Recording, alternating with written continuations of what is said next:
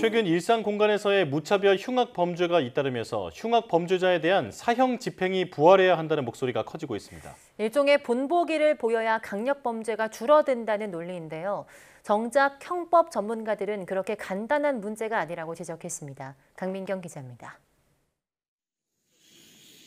서울 신림동 성폭행 살인 사건의 피해자는 초등학교 교사로 방학에 출근하다가 참변을 당했습니다.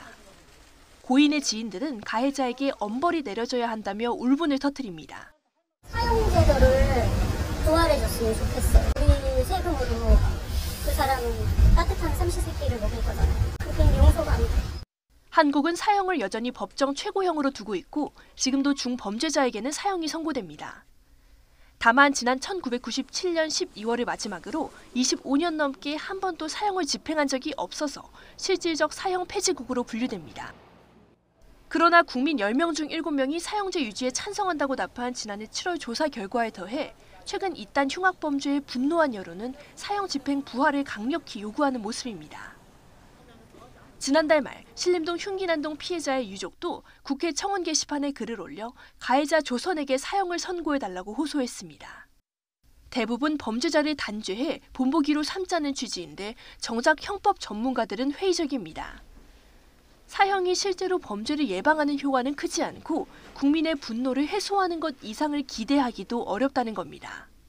자기가 사형을 집행받는다 할지라도 현재 나타나고 있는 범죄 현상은 반드시 범죄를 할 수밖에 없는 사람들이라는 점에서 좀 더 범죄 예방적 측면을 더 강조해야 되지 않을까.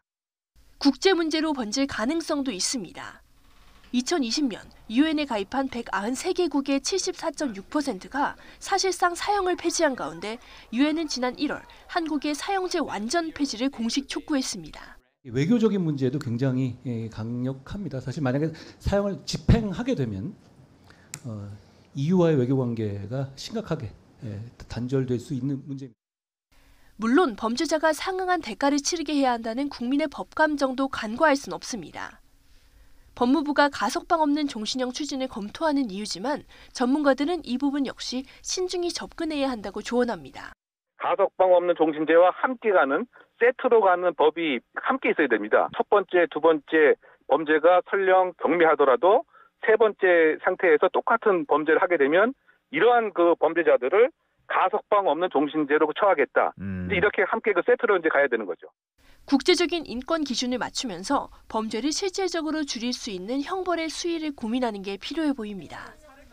YTN 강민경입니다.